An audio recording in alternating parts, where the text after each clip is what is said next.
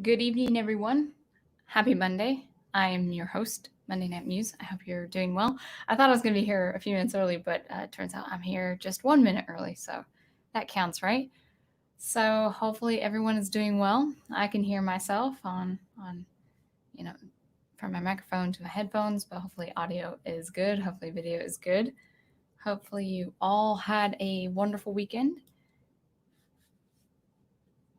And it sounds good on YouTube, so hopefully it's good now. Any takers on the chat? If you guys can update the chat, see that it's working. It looks like I have some viewers and all of that. Audio and video coming through fine. Thank you. Back to the drawing board, and I think you were first, so welcome. I think you were first around 7:20 or 7:30, and of course it deleted after a couple hours. So welcome back to the drawing board. And actually, I have it as proof. Yes, 7:33. And Big Al Presents have a great show, Sound Engraver. Thank you, Big Al. Good to see you. I'm looking forward to tomorrow night. So we have Chronicles of Narnia tomorrow night on the Catholic Bible Geek channel. And then we have a special rewatch on the Profs channel. And that's going to be interesting. I really will not know what to expect. I have no idea what this thing looks like. And I'm sure it's not going to ruin my view of Star Wars. I'm sure it's just its own thing. And I understand it was made before Empire Strikes Back, before it got dark and serious in an actual trilogy, an actual space opera epic. So yeah, holiday special. Star Wars holiday special, because we're celebrating Life Day on Kashyyyk. So that'll be fun with Big Al and the rest of the gang. We've got Netter as third, and her signature, "Hi, sweetie." Hi, Netter. I hope you and Troy are doing well. I had been listening. I'm about half hour in Age of Boomers and Troy's rewatch, and I understood that Troy had his first day at work today, I think. So if Troy's around, or if you want to confirm, Netter, I'd love to know how that is. I'm very excited to hear that. And we've got the prof ready to take some notes. These might be brief. These are just more ideas, but hopefully it'll get people started or, progressing well after this. And Melissa Harris, thank you for coming. We've got Dr. Y, greetings and salad dressings. It's probably a reference I don't even know, but that's okay. And I think I saw Wolf10, yep, with his signature, "Oh, hey there, Sound Engraver." And I think I saw Aged Boomer somewhere. Yeah, saying hi to Nanette. And Troy. Hey, listening while editing videos in relation to tomorrow's much-awaited rewatch. Yeah, this should be fun. I hope I have the reaction that you want, guys. It's gonna be fun. I think it's gonna be fun. It's gonna be unusual, but we have been planning this, I think, since July or something. So that'll be pretty interesting. I understand that the holiday special is notorious, so I'm just going in for some kicks and giggles. All right, yeah, Jedi Masters Zetopia. Hi, everybody. Hi, Jedi Masters Zetopia. Okay, first day of work today, lots of training. Yeah, so I figured that probably the first week or two will be a lot of orientation, a lot of paperwork, and a lot of training. But I'm very, very happy that you've got a routine going, or a work-related routine, and have a job. That is really cool. So congratulations. That has been an answer to prayer. I hope it keeps up, and I'd love to stay updated by you guys for sure. So wonderful. Wonderful. So let's just talk about progress and when you feel like you are not making progress. And so I have some ideas. I just threw some notes in together, and hopefully it's applicable to you. It's something I've been kind of thinking as I'm working as an artist, especially with my composing. I've thought of these things more recently with my composing and working on a recent album. So alrighty. Yeah, okay, thanks, Wolfton. Whether you react or not it would be amusing all the same. Yeah, it's going to be amusing because it's going to be 5 of us, I think. So I think it's the same people who did the Prof's film noir, and so this should be amusing. So, all right. So let's talk about the notes I have on progress and some ideas of maybe why you're not feeling productive. I'm applying this to artists, but I'm sure it could be to people in general struggling with progress. So let's just go ahead and pull up them notes, and we'll have a discussion afterward. Not too long, so actually the length of the stream will be depending on you, what you have to offer here, but this is the idea I have when you're struggling with progress or lack thereof. So, what to do when you're stuck in a rut, stuck in an artistic rut or something of the sort. And this is not for artists who don't work at all. This isn't for artists who don't work on their art daily or at least frequently. This, what I'm about to say, is actually for artists who do their work daily, who still find that they're not picking up momentum or the progress they like. So, a couple things. What causes you to feel like you're not being productive? I've learned this with me, a few factors, and I'm going to sort them out in stages. So, certain stages in your artistic process, why you don't feel like you're getting enough momentum or progress. The first stage I considered was the learning stage. So you're learning something new or something that has a steep learning curve. Mastering a new skill or a method or a technique can take from weeks to years.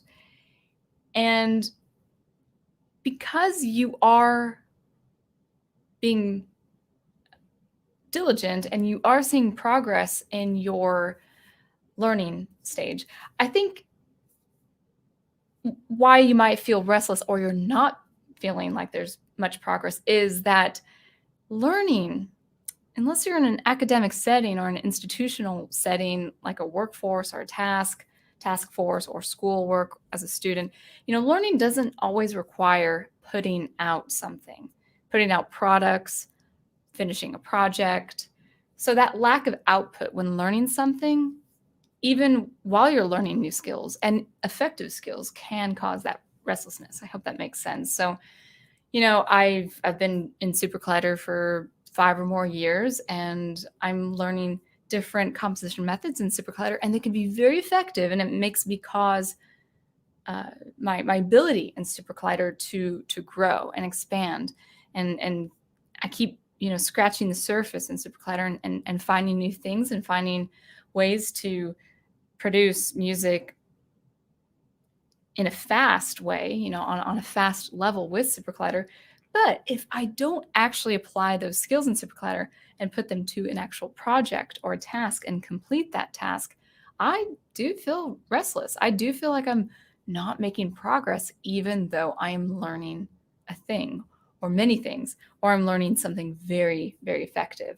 So in my experience, in the last, I would say 7 years of doing art on my own, outside the academic technique, I find that the learning stage, if you're not careful, even if you're productive in the learning, even if you obtain that new skill or that new method to get where you need to be as an artist or as anyone in any field, you got to have output still. You've got to have that application. You've got to see or hear the final product or a product or series of products to showcase what you have been learning. It's almost, it's almost inside. It's encapsulated. If you're just learning, it's really in your head. Applying it as an actual physical or tangible result. So you do need results. And that's really only asked of you if you're in a school or working on a job or like, let's say you're a project manager of some sort, and you're learning something and then applying it in the workforce. You're learning something and applying that to your degree. Outside of that, it really depends on you.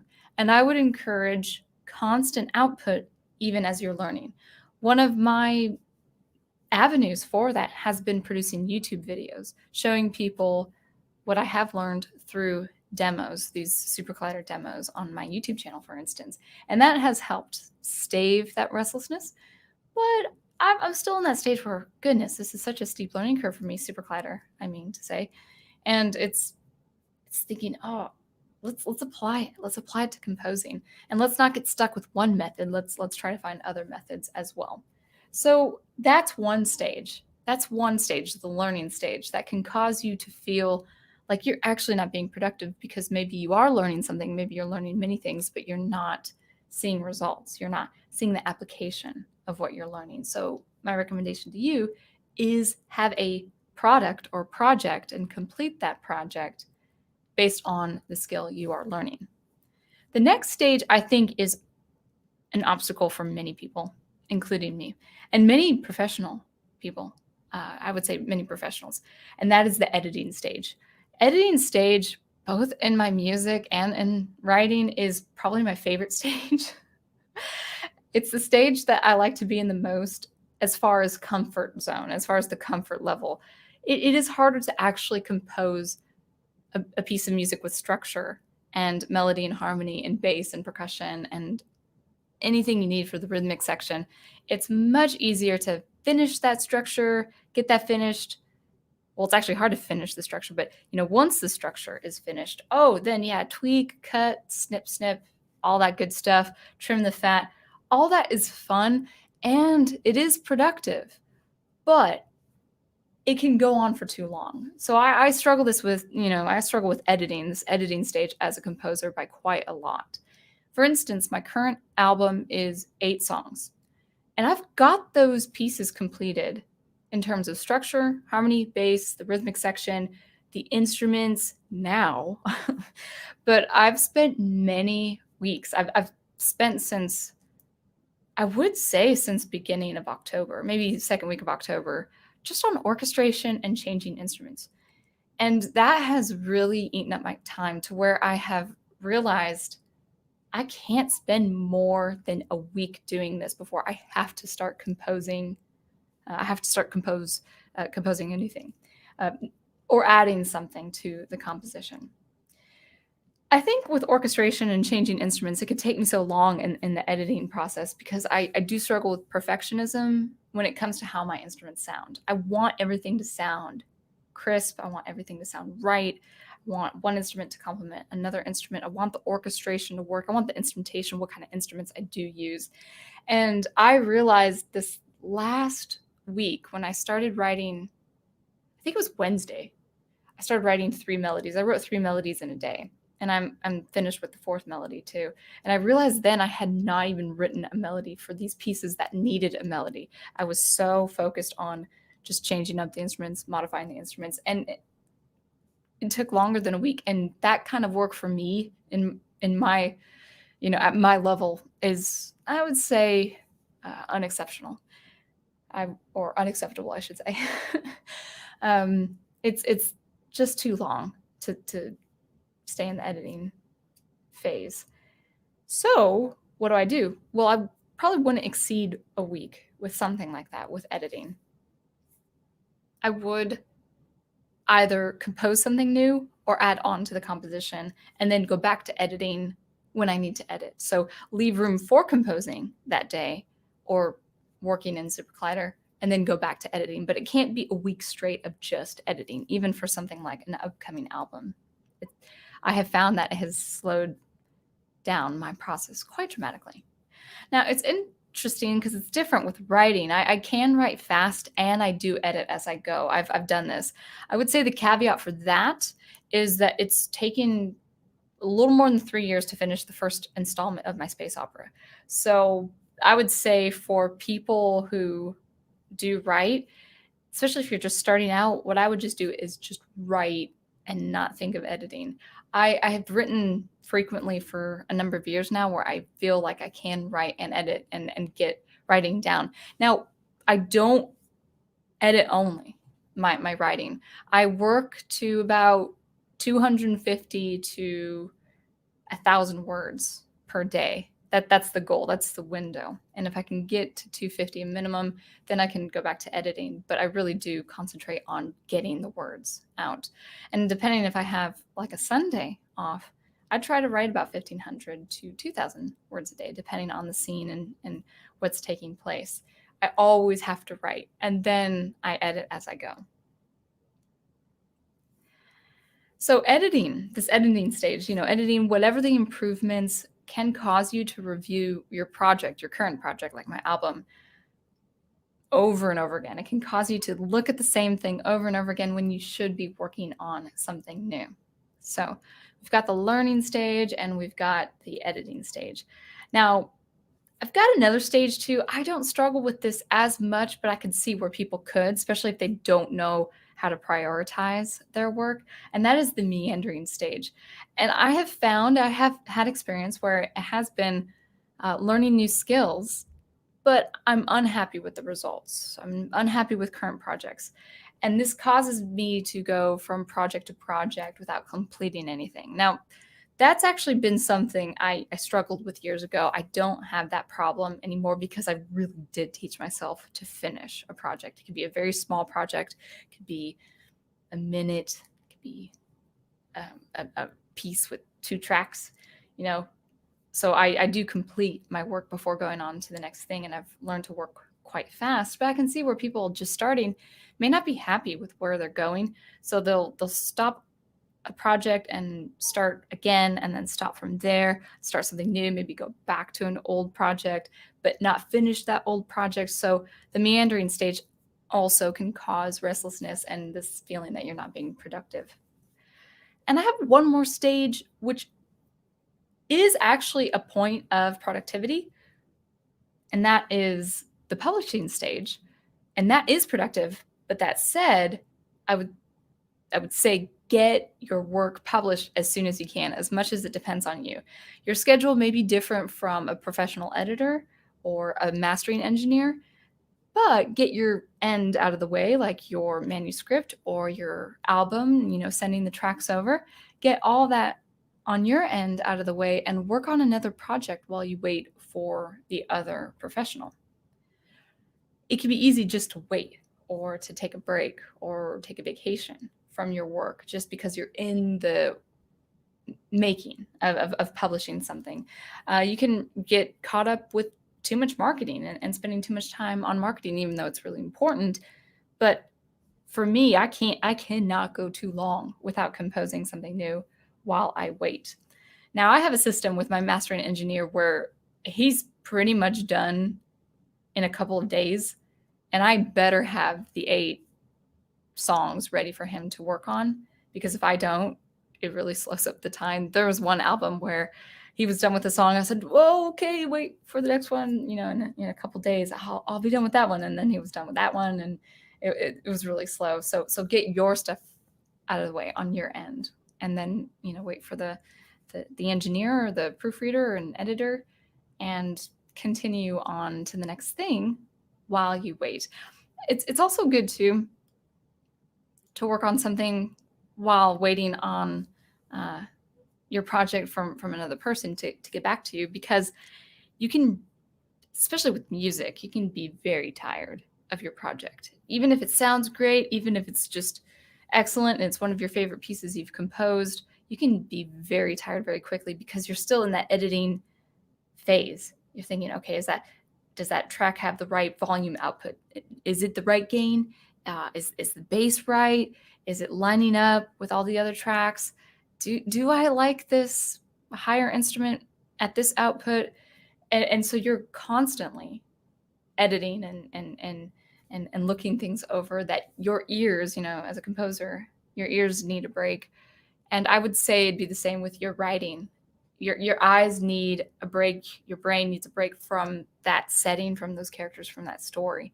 And so work on something else, get distracted by something else, maybe have a little reprieve and do a game, read a book, do something that gets your mind off that project while it's in the final form, or as it's becoming that final form.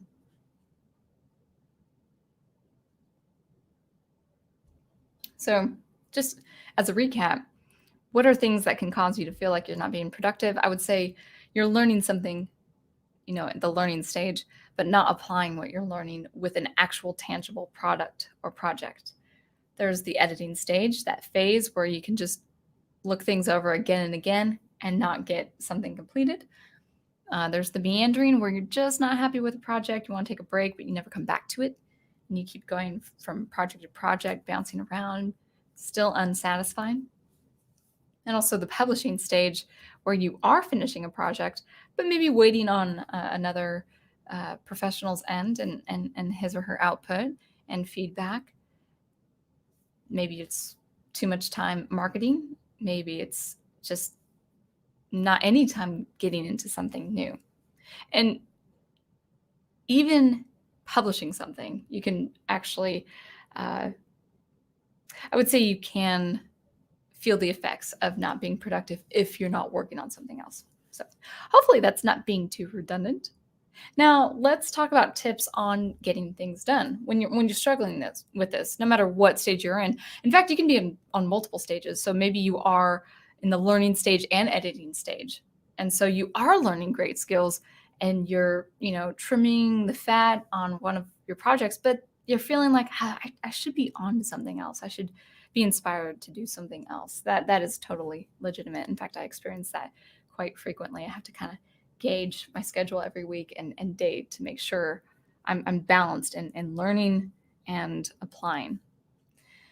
So how to get things done? I would say first, complete small projects. It could be a short story, it could be an ambient track, it could be an illustration, but complete a small project every day or every week. It must be frequently. It must be frequent inside the month, between 4 to several times every month. You can do different things with that. You can build a portfolio or update the portfolio every 3 to 6 months. There was this one stint, I think about 5 years ago, and he's still active, but there's this one man who started this academy. It's kind of a fun form academy where he actually does interview legitimate video game composers, but it's called the Video Game Music Academy. I believe that's what it's called. And so you compose music for video games. And I got to know him through this hashtag on Twitter years ago called 21 Days of VGM, video game music.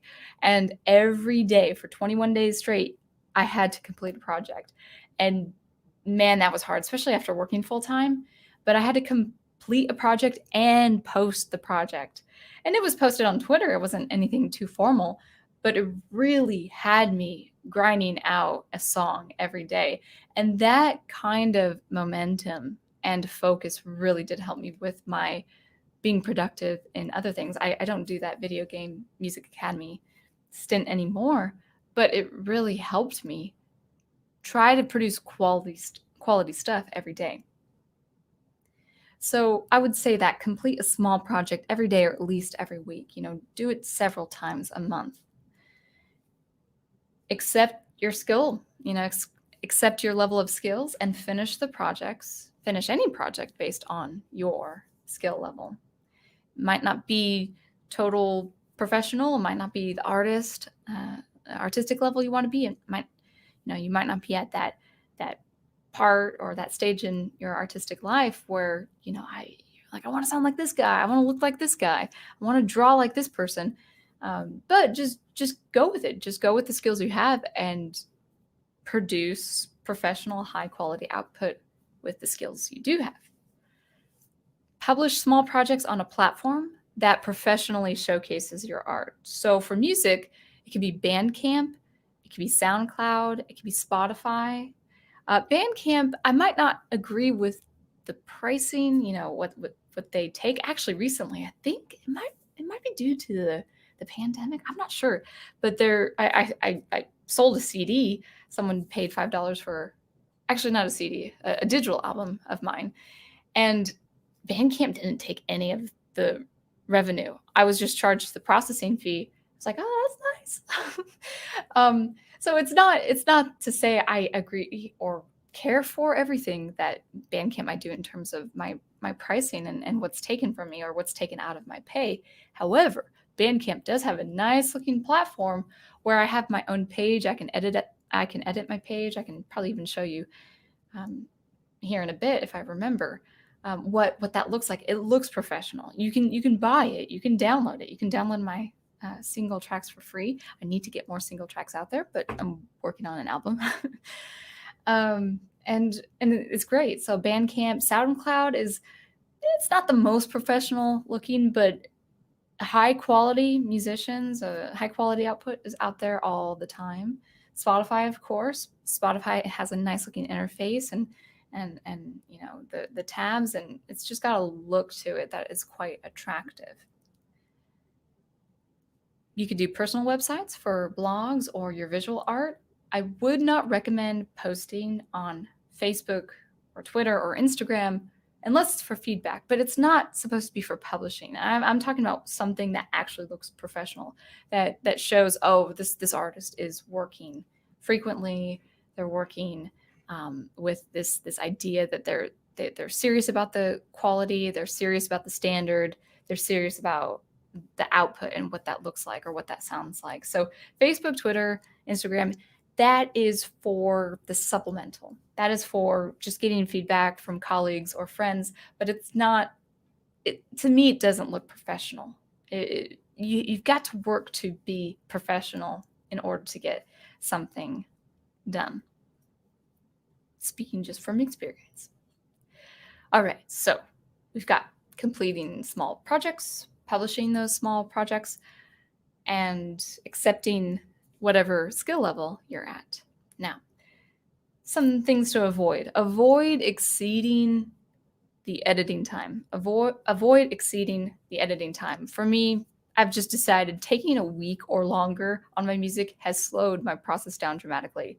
I have found that I've needed to compose to keep my work flowing. Even if it's finishing an album, polishing it up, and sending it off to an engineer, that's good, and that's what needs to be done. That's part of the process. But I'm a composer. I have to compose. I have to keep composing. Even if I compose a piece and I don't publish it, until a year later, I have to be in the composition process, or I do start feeling restless. Avoid perfectionism and quickly move on to the next thing. So I accept that my current album might not be everything I want, but I still need to publish it so I can work on my next album. I've got about 2, maybe even three more albums worth of music. I have things just on tracks and in Logic, and I've got another 2 to 3 45-minute albums worth of music that I have to keep working on. So I could struggle with perfectionism and thinking, oh, it's not the instrument I want. It's not the sounds that I want. But no, that's fine. People will just enjoy it as is and just keep producing. Another thing you can do is complete a project while learning a new skill. And this skill doesn't need to be related. It doesn't need to be related to the project you're working on. So for instance, granular synthesis in SuperCollider has proven to be a huge learning curve for me. And I've been hung up on it for a while now, for about 5 to 6 weeks. And I just feel like I'm not doing enough, or if I am trying to do more, it's so comprehensive that I just need to do it in little bites and work on other things with other skills, maybe another method in SuperCollider. Maybe it's a method in Logic Pro. So you may have seen in my channel, or you may have seen on my channel, that I've worked primarily with granular synthesis in SuperCollider, but last week was just a couple melodies I worked on because it's like, I just need to compose. I love granular synthesis and I love learning new techniques in SuperCollider, but I just need to compose. You probably have that same restlessness with your own art as well, whether that is music, whether that is a different art form. So look to working on another project while you're learning a new skill. So don't be satisfied with just learning a new skill. You have to apply that skill with an actual tangible project. Or if it's not enough to use that for an application right now because the learning curve is so steep, then work on something else while you're learning. I think that has really mitigated that restlessness for me in terms of progress. All right, where am I? I'm almost done with my notes, I promise. So let's see. Now, on learning, review other skills and methods you've already acquired. So maybe it's me learning granular synthesis, but then going back to what I've learned elsewhere in SuperCollider. It could be sound synthesis, it could be MIDI protocol, it could be how to make sine tones again, something simple, but reviewing what I've already learned over the years, just kind of see where you have come from, see how far you have gone with the learning process. And what has also helped for me, and this is for artists who've been working on their art for 5 years or more every day, and that is reviewing older projects that you've worked on but never completed. So I have old files, and I've looked at these old files and I'm like, yeah, I remember that. Or sometimes it's something I forget completely that I've made, that I've composed. And it's it could be one of the main things is an instrument I dig up. And I'm like, I can't believe I made that. That sounds so cool. And it's something I've forgotten. And when I find it, I love it. So that can actually rejuvenate and regenerate that inspiration that you need. And lastly, I would say look for new art, look for new artists to be inspired by, and expand your palette and see what others are doing.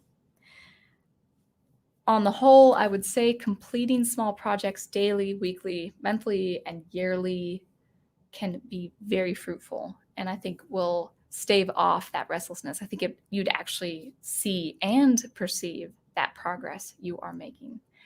So that is everything for my notes. Let's see what you are saying on the chat.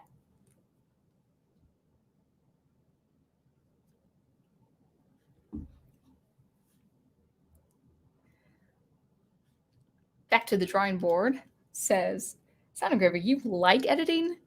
That must make life so much easier. Well, it's easier until you don't stop editing.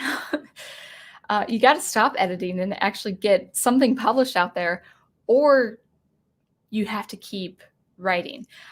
I think with writing, I started 2012, and for years it was just a Sunday day, like a full day of writing.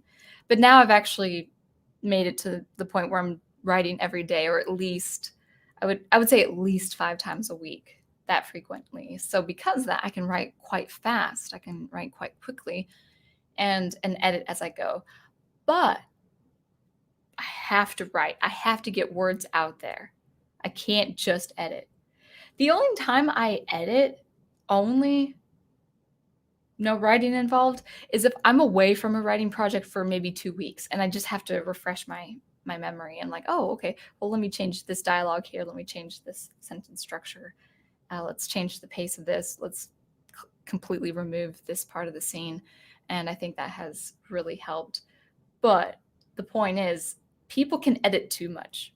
And that actually does stem a little bit from perfectionism, getting it to being as good as you can make it. That hurt. As good as you can make it, but also know, okay, how good is too good, and how badly do I want this thing out? For my music, though, I just have to get that album out. I've struggled with not being too happy with some of the instruments, and it's just a matter of, you know what, I just gotta keep composing new things. So I realize even with an album, 5 days of editing, but really I would probably default to fewer than that.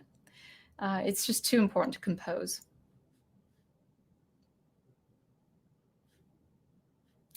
Oh, Melissa Harris, SuperCollider. So SuperCollider is an audio synthesis software. It's for sound synthesis, processing, digital audio processing.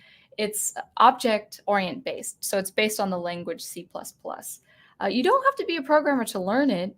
it is a little dangerous because you're dealing with sound and decibel levels and all that good stuff. But you can do a lot of cool things with SuperCollider. It's a highly flexible software program, and it's got great fidelity. It's 64-bit.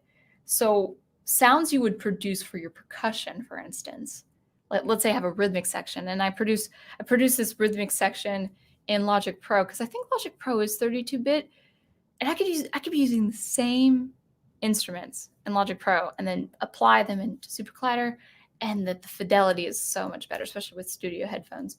But yeah, it's a audio processing software. It's a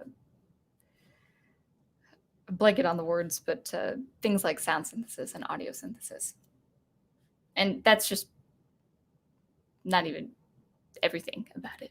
It's really cool. In fact, actually, I probably shouldn't throw this. Should I throw this out publicly? Because I really want to do it. Into this next year, I will consider new content for my channel, which means probably more content.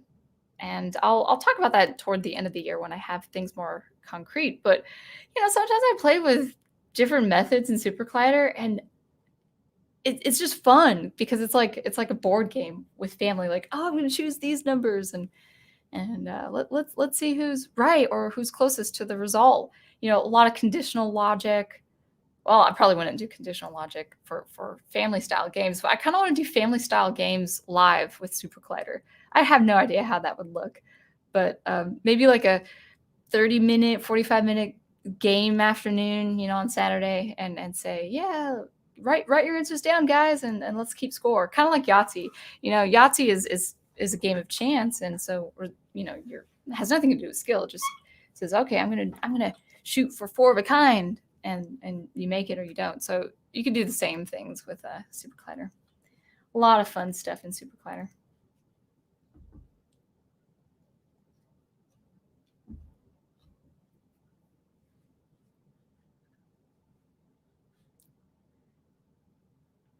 All right.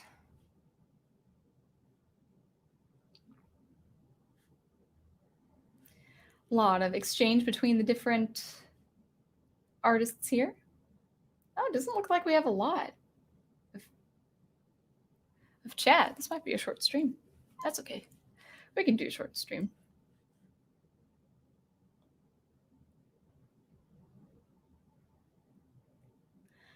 All right. I'm just looking through the... Maybe I will be reading through the exchange between you guys too.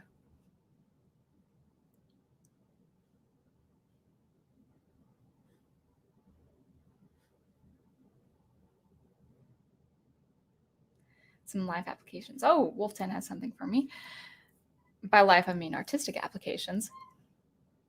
One thing I say to myself and to others, even if it don't look like much posting anything on your online portfolio or whatever, be sure to make it interesting, to keep people interested. Well, I will say that. I will say frequency. Frequency is what keeps you interested.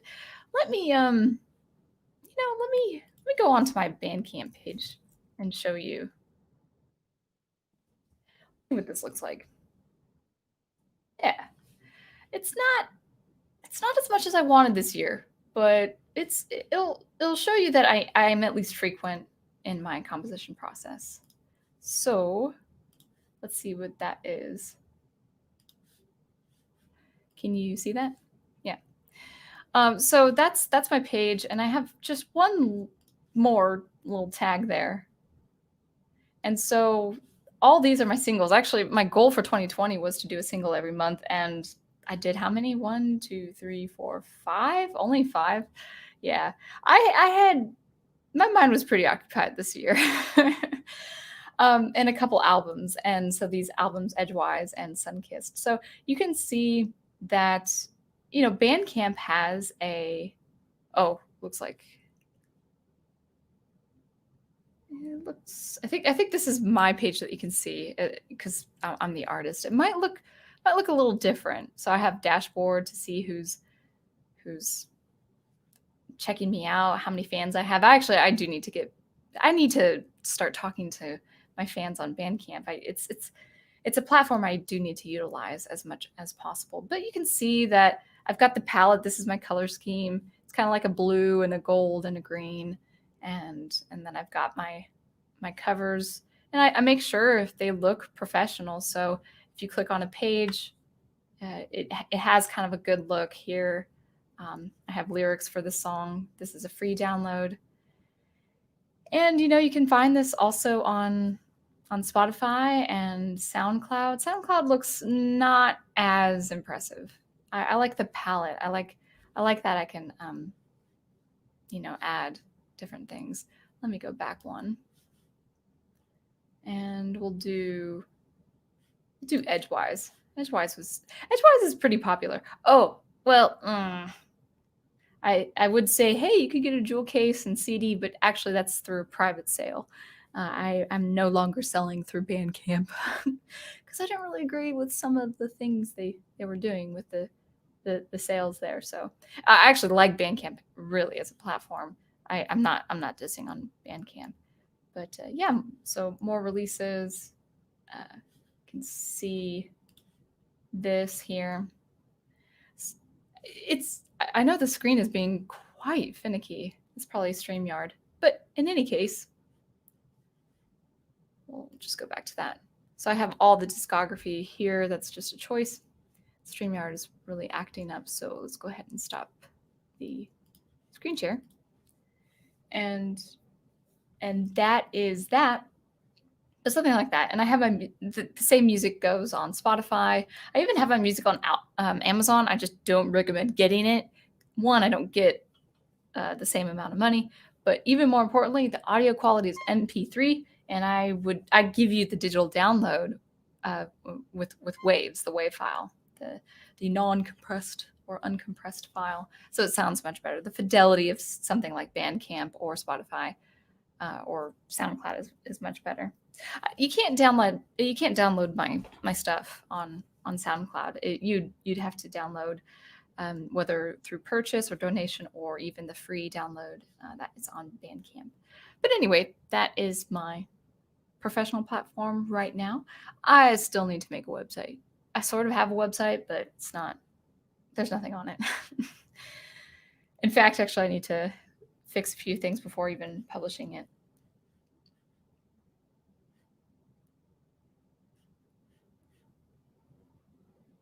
Yeah, actually, back to the drawing board is correct. A piece of electronic music composition software based on object-orient language. Yep, that is correct.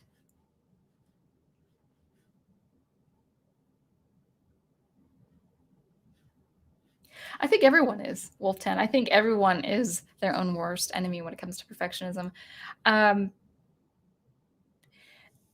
will say this as a piece of advice, but also a bit of encouragement. I listen to music that has flaws. Some of my favorite artists, they'll do something that I don't care for. They'll have an instrument maybe I don't care for. Maybe they have too much output in one instrument or one section of the piece. Maybe they have a technique that I don't prefer myself, but I still listen to them. I still like them. So for all the little details you don't care for your art, people will probably look over that. They will kind of, maybe they'll ignore it, or they don't even realize that it's there because they're not an artist like you, or at least an artist in that format. People aren't composers who listen to my music and buy my music. Some are. I have some fans who are also composers in electronic music, but they'll like something that I don't care for. And I know there are things that probably will be lacking in the upcoming album. Who's to say? I don't know. It's, again, I think excellence is objective, but your interpretation of the art piece, that's what's subjective. So a feature in electronic music that I don't care for might be something people absolutely love. In fact, actually, I just did something on Twitter where I conducted a poll where I asked, do you like speaking as an effect, as a good effect? Well, how did I ask that? 1 second. I said, Do you like speaking as an effect in electronic music? So a lot of electronic artists say, they'll put a woman speaking a thing of poetry, or they'll have a male voice actor. Uh, he'll say words and sentences that really evoke the idea that he's a scientist. Maybe he's a scientist learning about aliens or something like that. That kind of ambient atmospheric mood. Now, it does add to the mood, but that peppered in too much for me. I just don't prefer it. I think it's because I listen to electronic music when I'm in the zone, when I'm working, but also when I'm enjoying, when I'm writing. I listen to electronic music while I write with my stories, and I don't want to hear some um, male scientist, or maybe some woman speaking French, as cool as that may sound in the context of the piece. So it's an effect I don't prefer. And actually, I want to see what the results are right now. So my result was let's see. Oh, I have 7 votes. So I have 2 options. The first option is I don't prefer it. I don't prefer speaking as an effect in electronic music. And the second option is yes, it's a great effect. And 7 votes, I think just one of the 7 has chosen that they don't prefer it. Everyone else loves it. So it's a feature of electronic music that I don't prefer myself, whether listening to it or having that in my compositions, unless I had fans that would ask me, and I would probably do the vocal acting myself. Some sort of ASMR effect. I don't know. I would consider some voice, but that wouldn't be a feature in my music. Not very much. I would say very little. Some people like it. So all this to say is perfectionism actually is unnecessary, because what you don't like about your art, some person will like about your art. Some people will like it, you don't like it. Some things you absolutely love about your art and no one will comment on it. That's happened before to me too. So my thing is like, I just got to get this stuff out. So perfectionism is actually a rather lost cause, because what is it admitting? It's admitting that, oh, my audience is going to interpret my art like I interpret my art. No, it's not going to be the case at all, because people have preferences and they have styles they like, they have features they like, and they have ideas they don't care for that you care for, and all of that wonderful stuff that makes us human, but also makes us very different.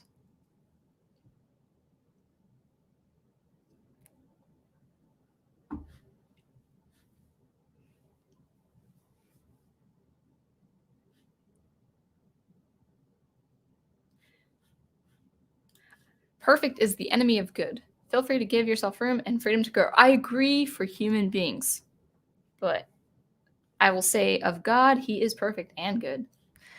But actually, in terms of art, you're right. There's no art that is objectively perfect, but we do have masterpieces, and we do strive. We can aspire to create a perfect piece of art. And that actually, with that notion in mind, can have us create masterpieces. Might take years, but that is definitely a possibility. BMATX says headphones or monitors.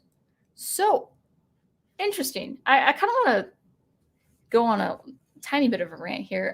As far as music editing, as far as composing music and editing my electronic music, I would definitely do monitors. I love my little speakers. I can't even remember what my speakers are right now. I think it's M Audio. It's like a 5-inch diameter. They're beautiful little speakers. I think they were $99 each. I think it was $200. And they're beautiful and they're very powerful. I have not used them in 3 years. I have not used them since I've moved here. And they're sitting in a closet, neglected, and probably crying out my name, saying, "Why have you forgotten us?" And I haven't. I just don't have a workstation, and I live in a pretty boomy old apartment, and I do not want to upset my neighbors. I do not want to start a music war where I'm like booming out my electronic music, and then I hear someone just booming their music back. I don't want that. I try to be the quietest neighbor humanly possible. I'm an electronic music composer and I play violin, and I try to be as quiet as possible. I listen to all my music through these headphones, and these headphones are actually they are getting worse for wear. I've had these for years. They're wonderful studio headphones, but they're getting a little old. I probably would, if you can help it.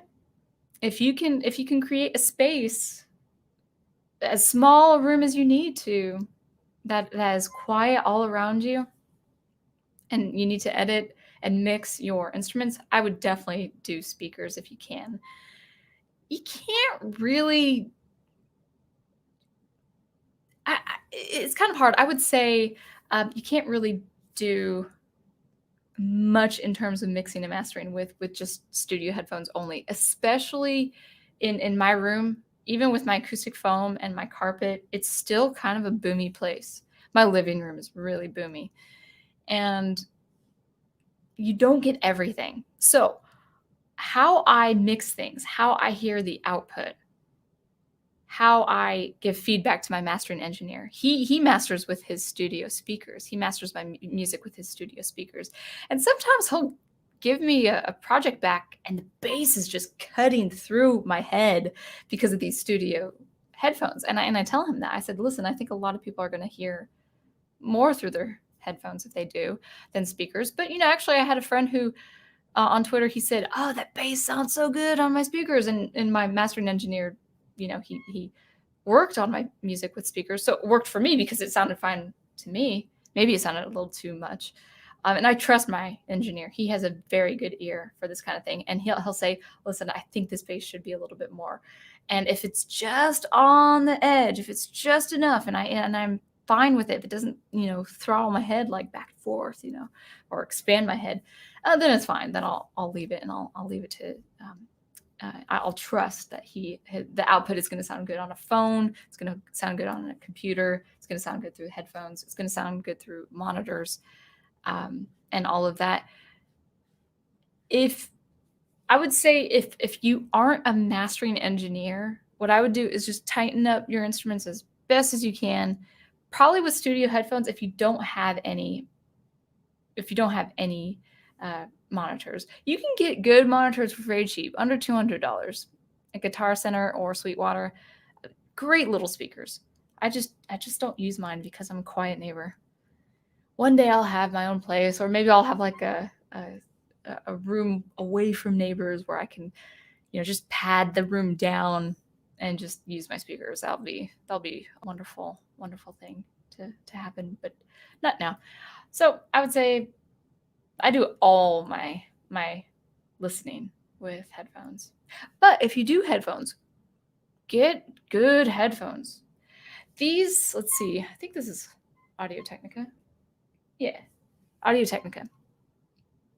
And I think during a Black Friday sale, they were $99. I think they're $149.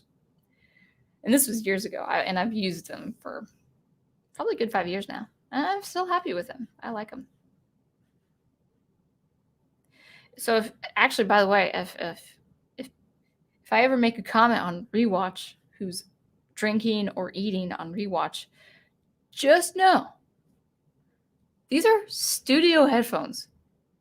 I hear you eating like you're standing right behind me in the back of my head.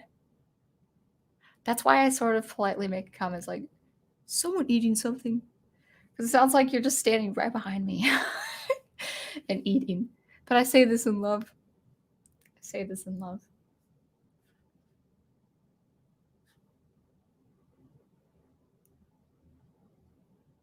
Yeah, good point, Melissa. Over too much perfection.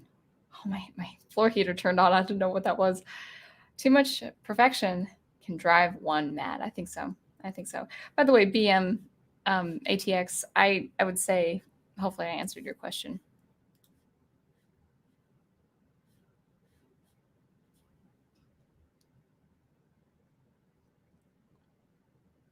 Oh, dangerous, yeah, for SuperCollider.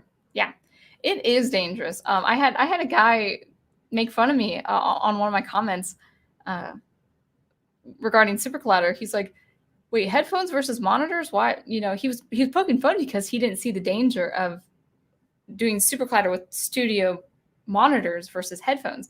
If there's a blaring red output meter that screams sound at me, well, I could just chuck my headphones away, and then I could still hear the sound, but it's away from my ears.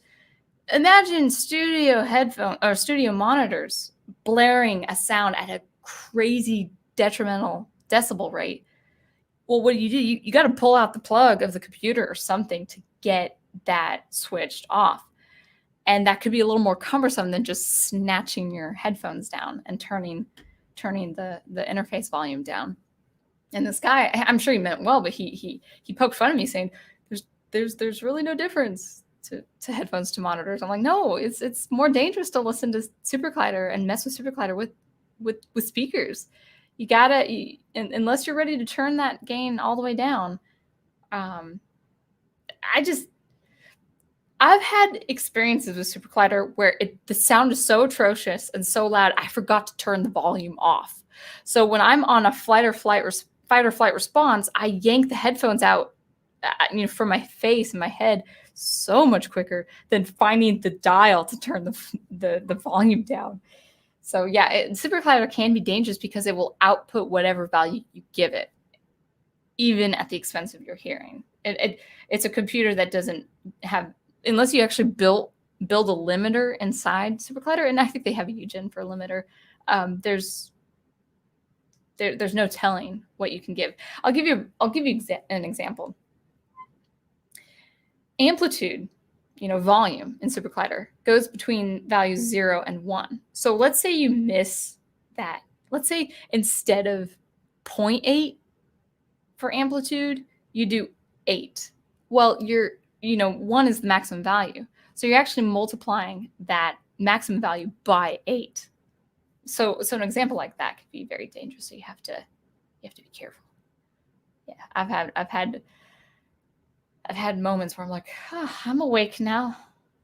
Has my heart stopped? I'm much more careful. I know what to do, and if there's a sound I don't know that will come out, what do? I just take my headphones off and I turn my volume all the way down, and I look at the level meters. So green is good, yellow it's getting there, and red just it's very scary. Think of like a spaceship in Star Trek exploding. That's what that experience is like in SuperCollider when the volume is too high. I had this one professor, great guy, good composer, kind of creative, kind of aloof. Like, I like him a lot. He was cool. I don't think he's around. I think he retired not too long after I left. But we'd be sitting in a lab in a basement, kind of late at night, and he would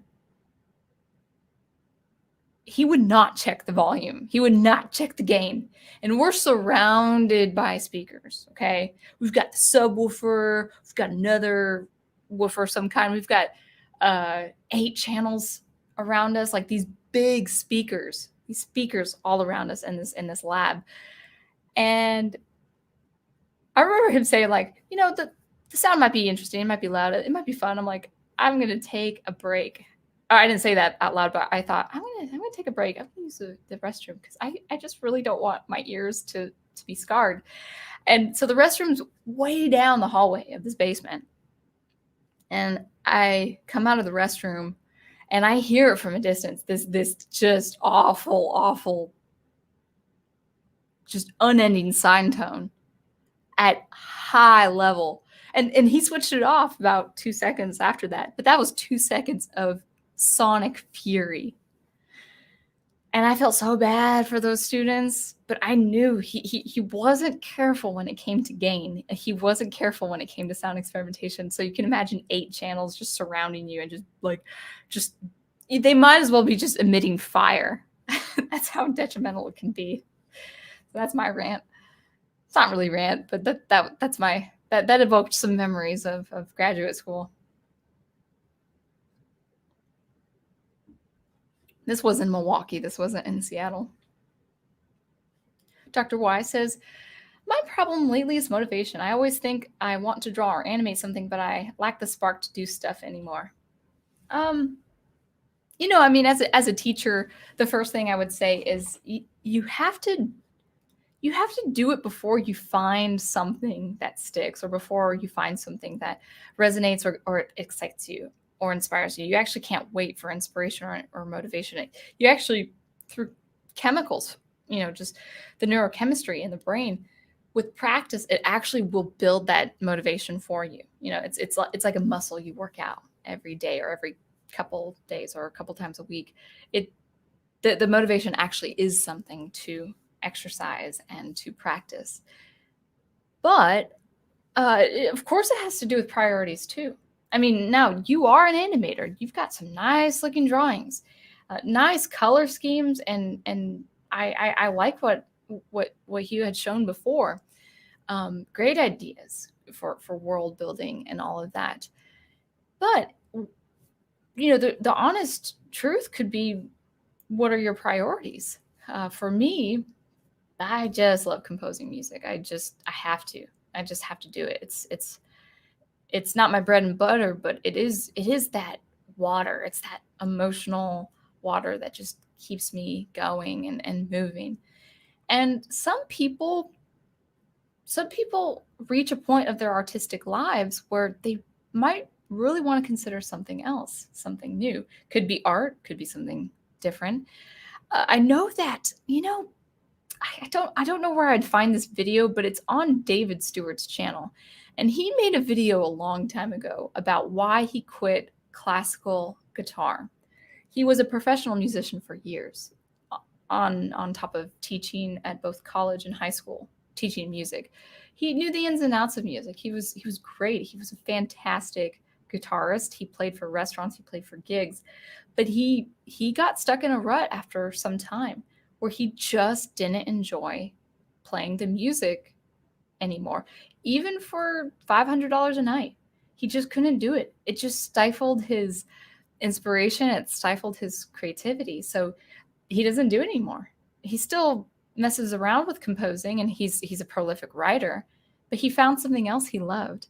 And so maybe your motivation isn't so much that it's something to do with willpower or laziness. Maybe it's just you're trying to find something else. Maybe you're finding that you might be interested in something else, applying the skills you've learned, but maybe looking into another art form or skill in general. But that's just an assessment I want to give. You might really love what you do. You're just trying to find that tick.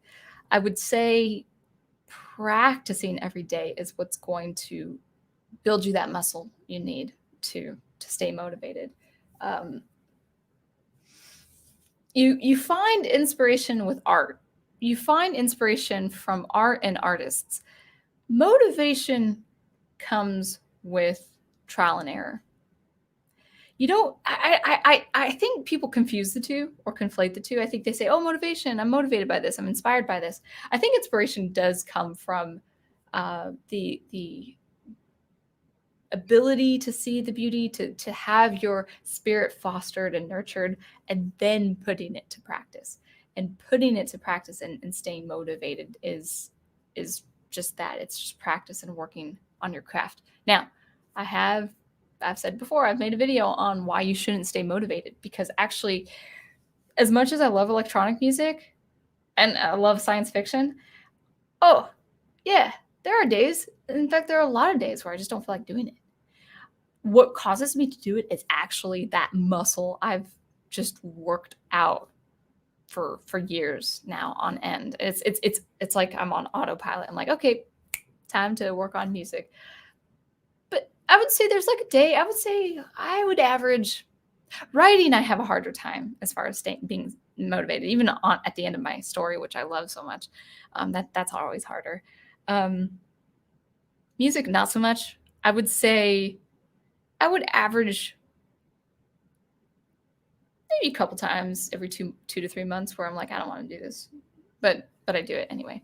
SuperCollider, actually, because of its steep learning curve, I do wrestle with staying motivated in SuperCollider, even though I love it. I'll give you a tip. I tell this to my students who just, especially the ones that don't practice. The hardest part, I tell this to parents too, the hardest part of practicing the violin is opening up that case, getting the violin out and rosining the bow. If you have your music out on a stand next to your bed, open that case up, pull out the instrument, start playing. Getting that case out from under the bed or from a closet, wherever they put them. I try to tell students to keep their violin case within sight. In fact, with one boy who's like, I didn't practice violin because I want to play video games. I said, well, this is what you need to do. Without crushing your video game console or games, put your violin on top of your video games. Put the case on top of it or right next to it. Put it first closest to you, and then open the violin, practice, close the violin, then play your video games. The hardest part is actually getting to the workspace. Now, my apartment is so small, it doesn't take me very long to get to my workspace at all. So there's that for me. But yeah. So hopefully, I don't want to, belabor the point, but hopefully that helps you with thoughts on motivation. But again, motivation is a muscle. Oh, knitter. I love that. Not music related, but I love that color on a sweater on you. Thank you. I appreciate that. Actually, this red is pretty much the same red in real life. Sometimes I have a red shirt that's more like an orange shirt that looks really red that you've seen on stream. I like the color red. I like the color red a lot. And I like this shirt. And I like that I can wear a sweater now because it's winter.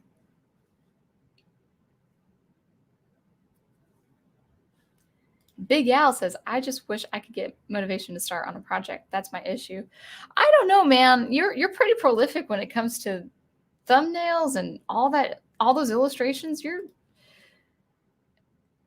don't strike me as someone who has that problem because I see you do things very frequently. But unless it's a different project, maybe it's a different thing that you're looking at. Does it have to do with Greek mythology or writing or something like that? Maybe a video or something? Oh, Daniel Craig. Well, thank you. Oh, and Al, I hope I didn't miss you by that. If you're talking about a different art form that you're considering, I would love to help out with some of that. Who did your album covers? Why? Thank you. I did. They're actually pretty easy to do. Go to Canva and get these. They're not even licensed image. Well, maybe they're. I don't know how that works. But what I do is I'll just take an image of Canva. Actually, let's go back. Let's share the screen again. Yeah. Let's share the screen. I'll show you which I did on Canva and which I did. One was a photo I took with my Canon camera, and the other was a Photoshop software trial. I had a 7-day trial to do this. Okay, so these images here, so Find Faith in Me, Evergreen, Hidden Riffs, Frost, Rural Prospects, all those I found on Canva. I would just crop a certain way. I was so glad to find this one with the cross. It was so beautiful with the purple linen. And I couldn't find it for the longest time. So I had dug up an old image that I saved. So that was good. Evergreen, this was just a fern. This fern here was in the middle. So I kind of cropped it and moved it over, repositioned it. And all my font, what's the one I use? Montserrat for Sound Engraver. So all my fonts are the same, or I just use one font. Hidden Risk was really fun. I can't remember exactly what I did. I went on Canva. I just wrote in the color blue because this evoked a dark blue image. The sound palette of Hidden Riffs, my single. I was supposed to release it in March and I released it in April. That evoked a kind of blue. I was like, okay, Hidden Riffs, dark blue, something that looks like it's broken. And what happened with Hidden Rifts, I was very proud actually. It was a dark blue with all these lines for edges that looked like it was broken, like it was, a piece of uh, material or ground or some sort of stone that was broken up. What I did was actually I used the effects palette and I oversaturated it. I don't really care for the look of oversaturated look at all. But what happened with this one was the oversaturation really lit up the white of this blue image. So it's like this white blue here. It almost looks like light, and I was really happy with the effect. So Hidden Rifts was just experimenting with oversaturation. Frost, I found it was a bush. It was a frozen bush, and this was also on Canva. And Rural Prospects was just a huge mountainscape that I cropped and repositioned. And Edgewise, so Edgewise was a licensed image that I ended up cutting out most of it. I cut out kind of a hung, not hung, but a built, those water gazebos that are over the water. I wanted that. It looked really good. It looked really nice. But I wasn't too sure about the license image and the agreement. This was an Adobe stock photo that I did buy. I ended up buying, but I just didn't care for keeping that in it. I just didn't feel right about it. So what I did was I took out the gazebo, and this here. So it was a little bit of water, and then I actually did a lot of erasing of different waves, and I kind of shaped the waves with the eraser tool. And then actually there's this 2-minute video on YouTube on how to construct a starscape in Photoshop. And I don't have Photoshop. This was under a 7-day trial. And so I learned that in about 10 or 20 minutes. And then there was this real awful kind of hazy white part that I learned to just, I cut that out, cut that middle out. And then I pulled this down, the starscape down. And that is Edgewise with with that ocean, that blue ocean. And then I added just a little bit of that circular frame for that gradient frame that kind of can round the edge there. And Sunkissed was actually a photo I took of this tree. Actually, is next to a lake that I live next to. My apartment has a small man-made lake next to it. It's like a 2.6 mile trail. Now, I have not seen this tree bloom with its leaves in a couple of years. I was really, really glad that I took that photo the time I did. It was a couple of years ago. It was 2 Mays ago. Yeah, 2 years ago this May. And I've never seen that tree as full as it's been on this photo. So that's an actual photo I took. And I changed it up and added some font, the same font, Montserrat. I use Montserrat for Sound Engraver. Actually, it's this font right here. I like this font. I love the look of the S and the O. I love the look of that G and the art. So Montserrat is my Sound Engraver font that I really like a lot. All right. Had to showcase my art. Well, the covers that I made. But it's my music, so yeah, it's art.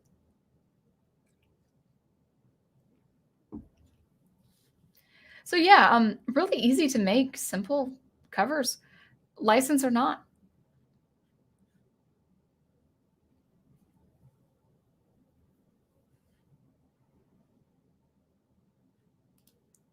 Sound Engraver, this is Professor Geek, saying, what differences do you see in overcoming artistic block in music versus writing? Oh, I'm probably not the best person to answer that because I don't suffer writer's block. I have never suffered with writer's block. I would say there have been scenes. I remember this one scene in my story taking months to write because it was technological and it was heavy in the technology, but it was also incredibly essential to a plot. It's part of a plot twist.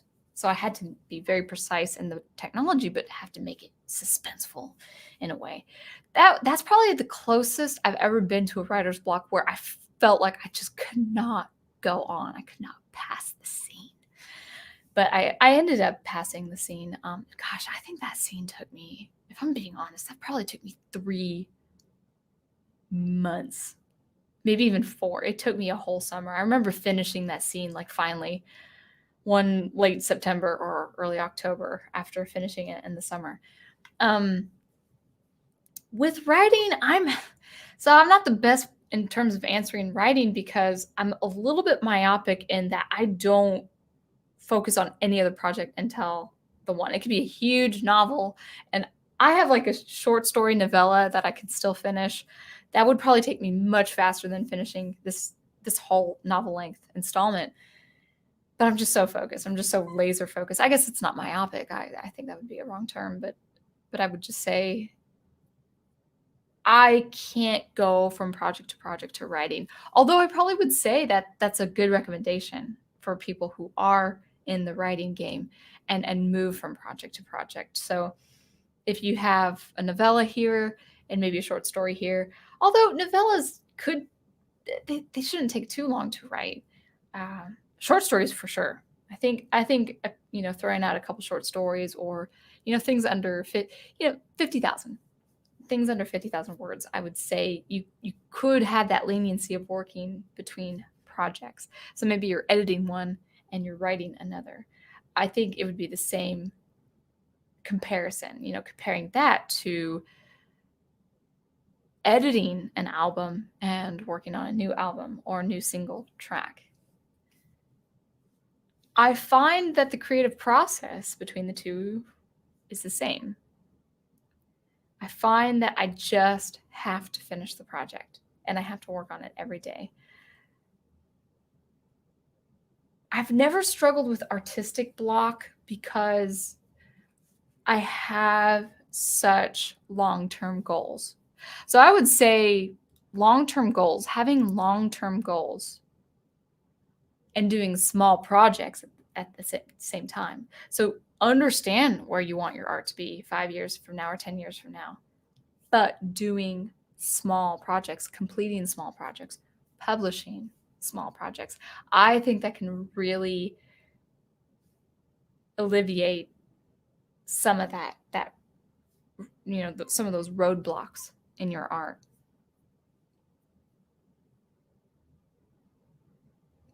Music is a little different from my writing also because it can be completed in very short chunks. I can complete many music projects in 1 year versus my writing. It's taken me 3 years almost. And I'm not a professional writer, so that could be it too. I'm a professional composer. I'm a professional musician. I can churn up and produce, or turn up and produce. Is it churning? No, I don't think that's the way you use that phrase. Sorry, I'm correcting myself. I could produce music a lot faster because the project, the scale of those projects are much, much smaller, or is much smaller. With writing, maybe consider if it is a novel length piece of work, then finish a chapter a week or a scene a day, depending on the length of the scene, of course. But I would say finish 2 to 3 chapters a week. Now my chapters are long. I've had some chapters that are like almost 5,000 words. So that could be pretty long. But if you have short chapters or maybe a short scene as a chapter, finish that. So that's how I would compare it is, an album or even a masterpiece in music. That is more long-term versus the song is short-term, or a single track is short-term. Maybe a long novel or novel-length work versus a short story as something short-term. Maybe working on a novel over the course of the year while working on a short story or a novella or a novelette. I hope I made that fair comparison or assessment. I meant to say hope my comparison was correct.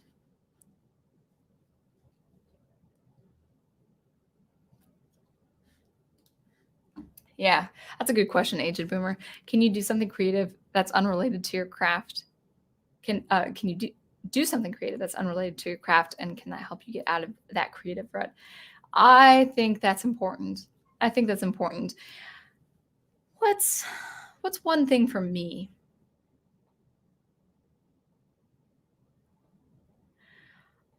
I have that with my violin.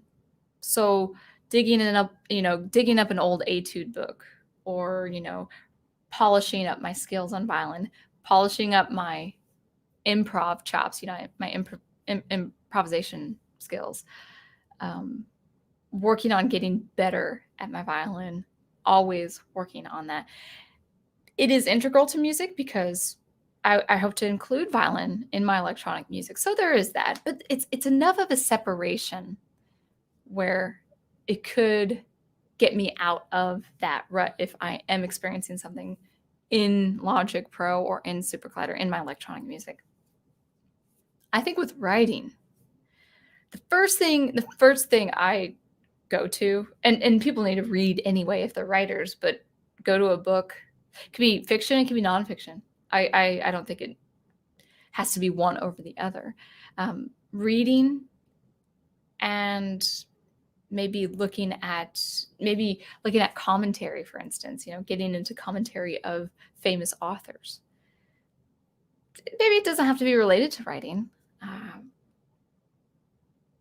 An activity like gardening or cleaning or building furniture, that gets the creative juices flowing.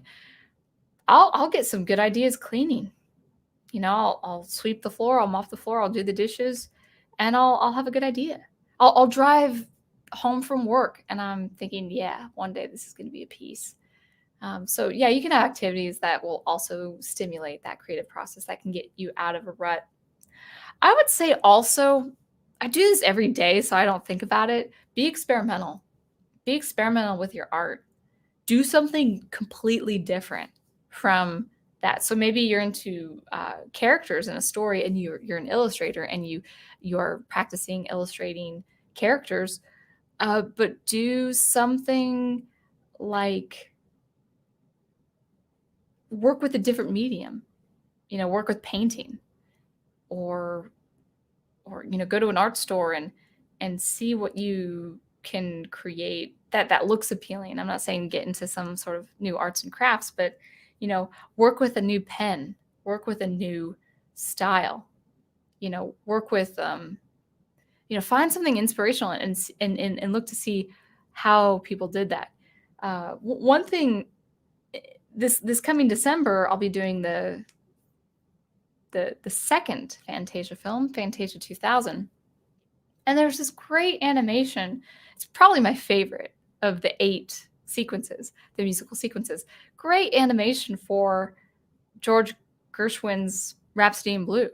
The cityscape and how things are just penciled in as the film is going, as the music is going.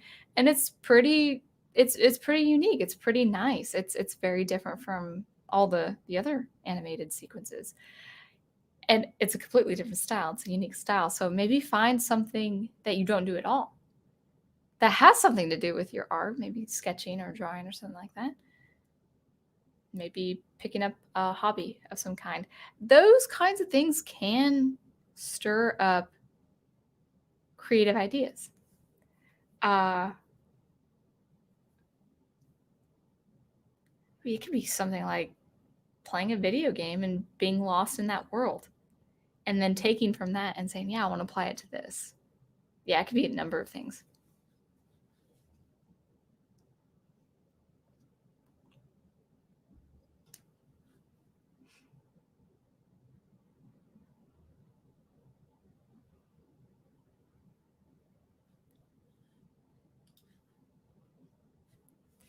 Daniel Craig says, how long is this back and forth process with your engineer? Oh, it depends. So on a project with 8 or more pieces, the back and forth, the exchange could probably last about a month, depending on how fast he is, how fast I am. If there's something, when he masters something, well, what does that do? That actually, you get a whole different output on something, and you're like, oh, I didn't want my snare to sound like this. So I'll say, hey, listen, I like all these tracks here. Let me give you the snare track. Let me update the snare track. I got to reduce the gain. I've got to tighten up that. Oh, I didn't know I added a reverb to this instrument. Can I take the reverb out and send you a new track? So I would say he's pretty fast, and he actually knows my style. So I've worked on him with a lot of different projects. He has an incredible ear for electronic music. I because he does electronic music himself, but I remember paying, and he's a friend of mine. I have another friend of mine who's also a professional mastering engineer, but he masters for popular music, for band music, for garage band, vocals, bass, drums, keyboard, guitar, lead guitar, acoustic guitar, electric guitar, all the stuff you'd find in a band. Well, that's great, but as good as he was there, he did not have an ear for my electronic nuance. And I remember paying him a lot of money. And the output, unfortunately, it's not anything against him because he is a good mastering engineer, but he just could not master electronic music. Whereas with this guy, who's crazy, crazy affordable, he has a fantastic ear for mastering experimental electronic music. I would average, if I got everything I needed to him without too much changes, maybe I would average about like 4 to 5 changes in the process, like sending him new tracks, updated tracks. We probably could get the project done within 2 to 3 weeks. That includes all the back and forth, like, oh, that sounds great, here's the feedback. Because actually, even if all my tracks were great and I sent it over to him, he might have output that just doesn't work.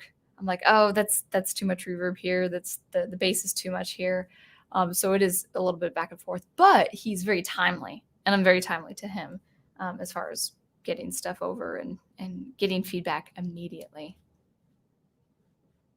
Yeah, I would average about a month for the album and probably a few days for a single track.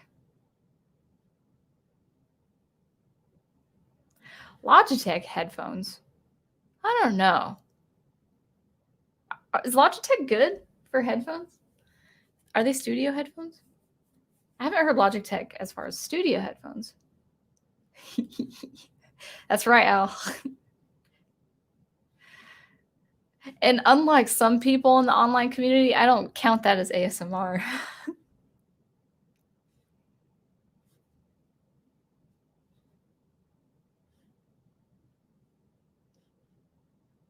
Yeah.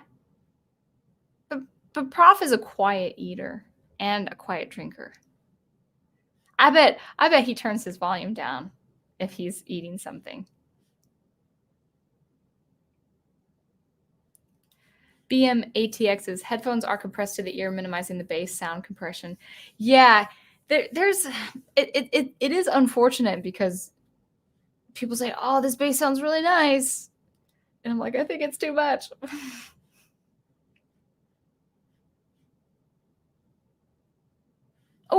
Oh, don't pick on Al, guys. Don't pick on Al.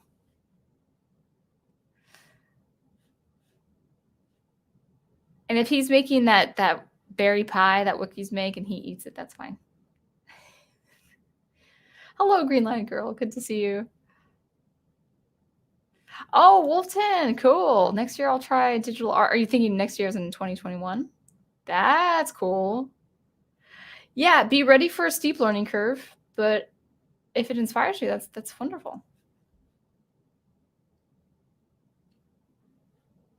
Dan Craig says, maybe it's better not to keep your violin in the case at all. Prop it up on a stand where it's easy in reach. Instead, you'll more likely pick it up. I'm fine with professionals having violin stands like that. One is it has to be in a controlled space, of course, with room temperature because of the wood. But, a lot of my kids have siblings and dogs who like to mess with the violin. So as far as my children, students, students who are students who are children with other younger siblings or older siblings who want to cause a ruckus, I would say it's best protected in the case. And I think I sometimes sometimes I'll handle an instrument and it's so cold in the back. The violin is so cold, and I'm like, do you have room temperature? Like what like this? I'm like, no, this is AC. This is blasting cold. The studio room. And it's like, oh, this is my room. I'm like, oh my goodness, it's just too cold. So yeah, the violin does need to be protected. But I would love a violin stand for myself. I don't have to be motivated to practice. I'll just pick up my violin. Actually, what I have is phantom. They call it little phantom urge, where I'll be driving or something, or I'll be taking a walk, or I'll be away from my violin. Maybe I'm at church or something, and I'll feel like playing. I'll just have this itch to play, pick up my instrument and play. Yeah, Melissa. Actually, I had a mentor, one of my favorite music mentors. He said practice makes better. Oh, no. Well, he said that too, but he also said practice makes progress.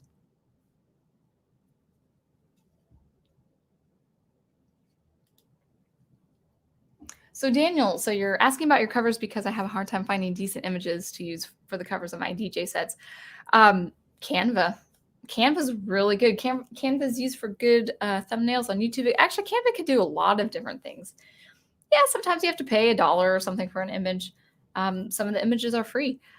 I think for some of my covers, I paid $1 or $2. It's not expensive at all, and they're free to use. You have the license to use them. You can crop them in any way. Just kind of experiment. I would say it takes me about an average. I would say 30 minutes to an hour to find an album image and work it. Sometimes much less. I already have the design I want for my next album. It's a wonderful look, and it provides that atmosphere. So Canva, actually, I'll just write it in. Most people know this, but it's a great platform where you can get either free images or cheap images, and they're good to use. They are legal to use.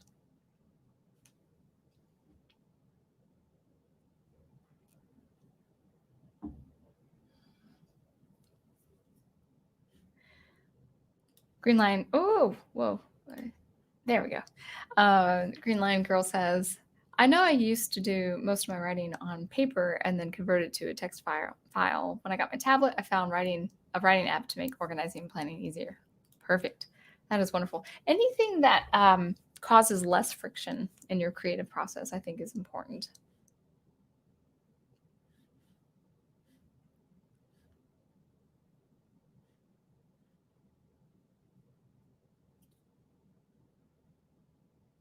All right, BM ATX, is that how you say your name? Night to you too. Good night. Yeah. Hopefully you are doing well. Thanks for stopping by. Oh, well, Prof, let's not get arrogant now. It is a pleasure to listen to me eat. That's right. You're first. You're always first. You're top dog in this community. Wolf 10 says, regarding your headphones, they are cheap, but when I use it, I can hear Mop Chili coughing and chewing regardless if someone is being quiet. Well, maybe wolf ears. Well, actually, eating in general, or when the mic is close to your mouth, it picks up sibilance, which is high frequency. So sibilance is the S sounds and the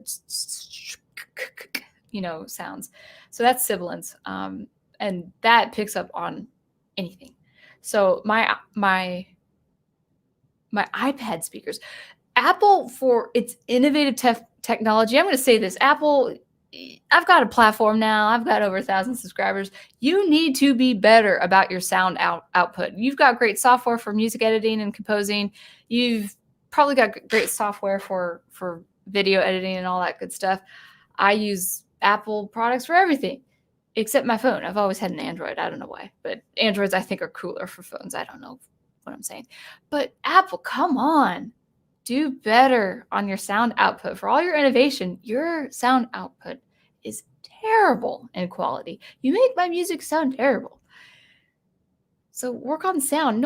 Everyone neglects sound. They only see the visuals. They only see the aesthetics. They don't hear. They're like, oh, sound output is awful. It's awfully fine. No, it's awful. So be better about that. So I'm going to say that about Apple. But why I was saying that, Wolf 10, was the iPad actually will pick up. It's got this crazy bandwidth where it really just picks up a lot of this frequency, the higher frequencies. It doesn't get a lot of that warmer, wider bandwidth tone. And so, yeah, you'll definitely, if you have an Apple product and you hear it through the monitor speakers, it will pick up a lot of things like sibilants and breathing and different things like that.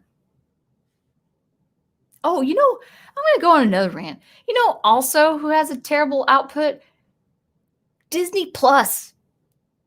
Disney Plus. Maybe it's my computer.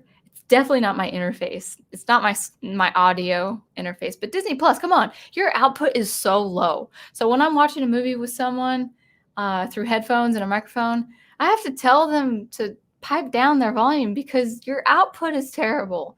And you got Marvel movies. Okay, stop. I'm being silly. No one thinks about audio output, even the major companies. It's just really sad. Really sad. Not even Spotify. Well, Spotify with their music, but not with their commercials. Let's see. We'll probably wrap it up around 11:30. Wolf 10 says, I was about to perk up and shout, she has kids. I know, sometimes I'll say kids who are my students. and I shouldn't. That's lack of propriety right there. I only see them half an hour every week. I've had a few of these kids, for a couple of years, but no, they're not my kids. Oh, Melissa Harris, you're not old school for liking classical music. Classical music is the bomb. And two-set violin and all those platforms on, or all those channels on YouTube, they really do bring a new audience to the classical music scene because there's a lot of good stuff. Oh, good. Yeah. Without struggle, there can never be progress. How true that is. Frederick Douglass. Good. Without struggle, all those good stories that we are told and given.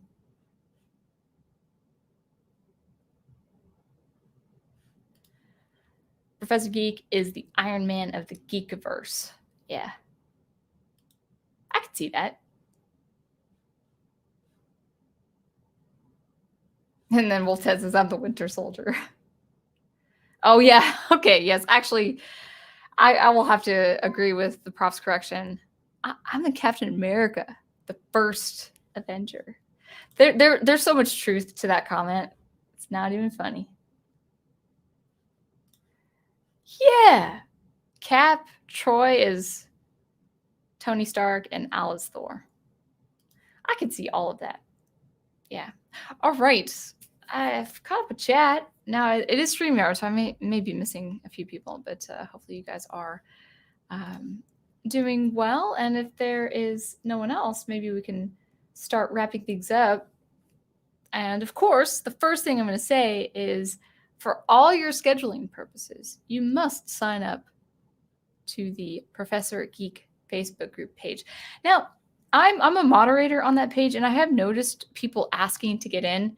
And the reason why they've either been declined or there's no response is they haven't answered the questions. There are a couple questions, I think there are 2 or 3, that the people must answer before they are accepted into the group. I think that's important. That's protocol. And if people don't answer, it looks like they are disregarding the basic request. And we want to keep things a little professional on that. It's a community of fun stuff and fun topics and comedy and levity and art and all that good stuff that we love. But the people who want to get in, maybe you have friends that want to get in and say, hey, they haven't let me in. They got to answer the questions. So I can see that from behind the scenes as a moderator. But if you do answer the questions, then you're in and you can get on board with the schedule. Yeah, actually, I could see Fan Man Big Al as Tony. Yeah. And at first I thought like Hulk and Netter as Natasha, but then I'm like, aren't they a thing? Aren't they an item? I haven't seen that yet. I've only seen the first Avengers film. But yeah, I think there was chemistry between Banner and Natasha. What am I saying?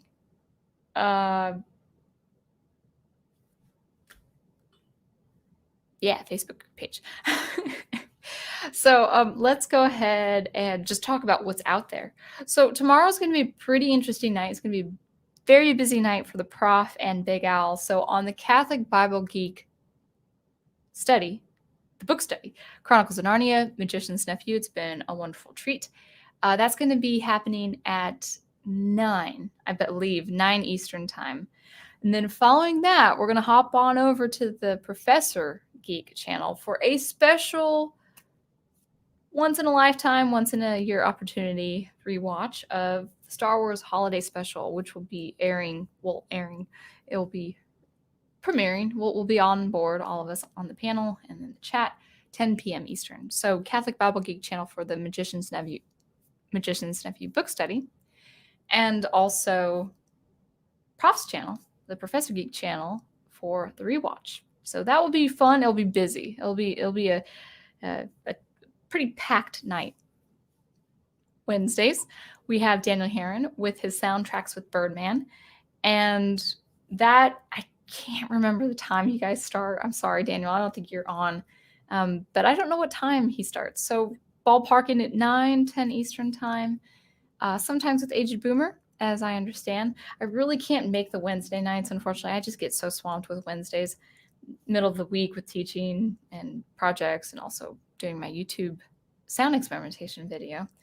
Also, Green Lion Girl is doing a video stream, and also update us, Green Lion Girl, on the game you're playing this week, and also time. So time and channel. Oh wait, I guess you can't do links. I forgot to. Yeah, I haven't done wrenches. I'm kind of bad with that. But in any case, just let us know your channel name and channel time when you guys will be airing your stuff. We sometimes have Trek Tuesdays, but I doubt it because, Mr. Klingon cleric himself with his lovely white Kitu will be with us on the holiday rewatch tomorrow. So no Trek Tuesday, I don't think, tomorrow. We've got Wolfton with his tomorrow WCR. God, that's so great to say. WCR. You gotta have you might have to pay for a licensed piece of music, but you should front your rants with some high-tech radio music. I would only do it for you if I could get paid, but I charge a lot of money for that, and I'm not that good with that kind of music. You'd have to probably buy it from a library. But WCR 2:30 Pacific time on Tuesdays and Thursdays. Character designs. That's a good topic. Yeah. Let's actually kind of post these. Let's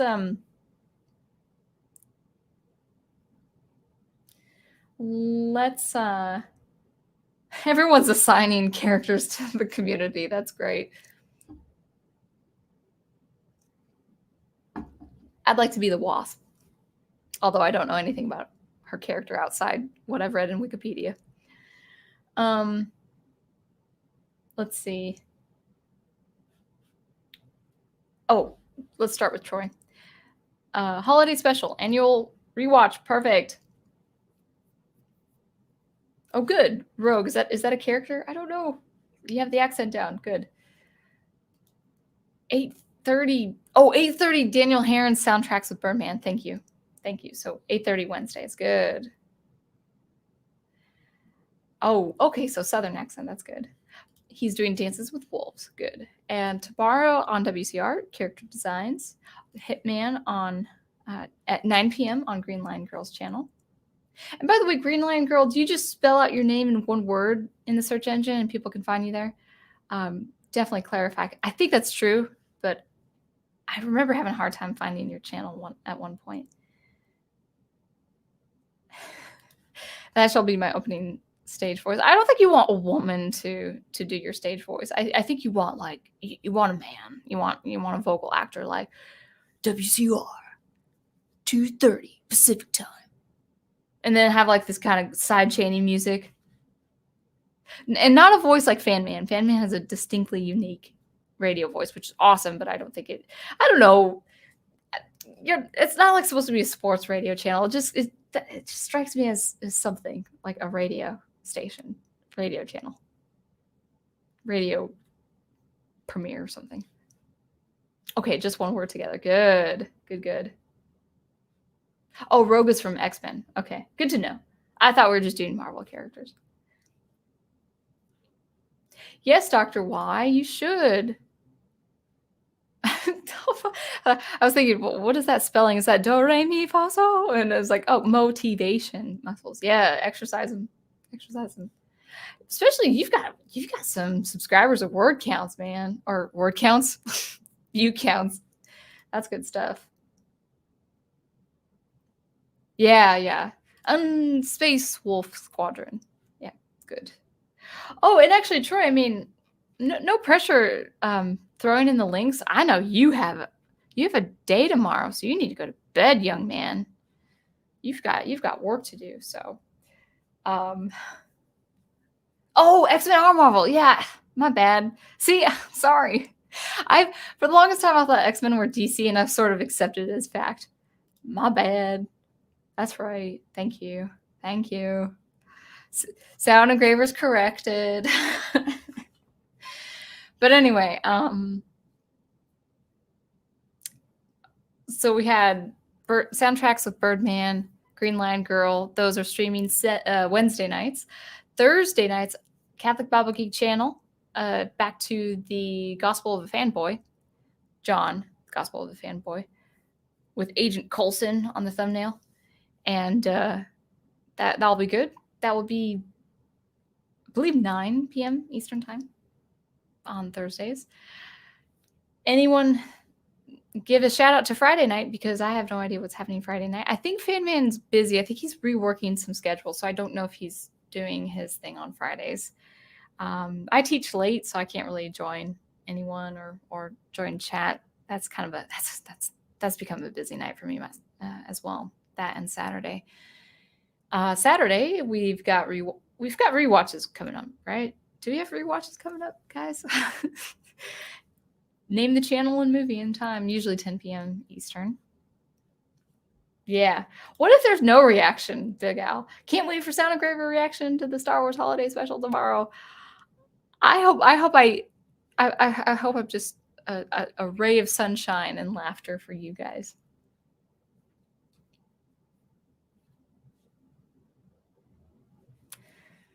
All right. Oh, he should. Oh no, I just missed it. He should. Okay. Fan Man should be on Friday night. Oh yes, and Wednesday 11 a.m. Second Cup Cafe. And then Sundays, Aged Boomer and Troy Pacelli. I love you guys. I'm still finishing your rewatch. So great stuff. I like that you guys are breezing on by with the different news, but that should be good.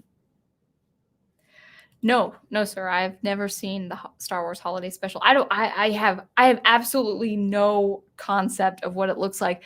I get the image that comes to mind when I think of a Wookiee family is, do you guys remember that show Dinosaurs, like from the family with the puppets? That kind of show? That's kind of what I'm thinking. I could be way off base there, but that's kind of what I'm thinking. So yeah, study hall with Aged Boomer and Troy Pacelli. And then Monday nights, your host, Sound Engraver, for your Monday night muse purposes. And also sound experimentation every Thursday, posted also on my channel. Oh, don't say the Lord's name in vain, please, Danielle. Or Danielle. I don't know why I called you Danielle. Daniel. Don't say the Lord's name in vain. Oh, Holiday Inn on Troy's channel. Thank you for that, Big Al. Uh-oh. Jedi Master Zetobia says there are no rays of sunshine in the holiday special. Only the shaking of heads of how terrible it is. Oh, tell me that. Oh, don't. And we can't be a killjoy. This is supposed to be fun and a lot of levity. Anyway, I'm kind of rambling. So it's 11:32. I think I'll wrap it up. I've got work to do, got to stay productive myself. But I really do hope some of this helped with your creative process. And you guys, even if it's not topic related on my stream, please, I am a teacher. I'm a music teacher. I do this professionally. If you guys have any questions or suggestions or need any advice on help on how to be diligent and practice and productive, just throw that in the chat. I'd be happy to help, give you suggestions. Being specific as possible with your art is certainly helpful for me, or it could be general in the application. But I do hope that all of this has been helpful and insightful. So I think with that, I'm going to call it a night. And there we are. Thank you for watching and listening. Always be on the lookout for some more sound experimentation every Thursday and some commentary every Monday nights. And until I see you next, keep producing the art you love, and I will catch you later. Thanks again.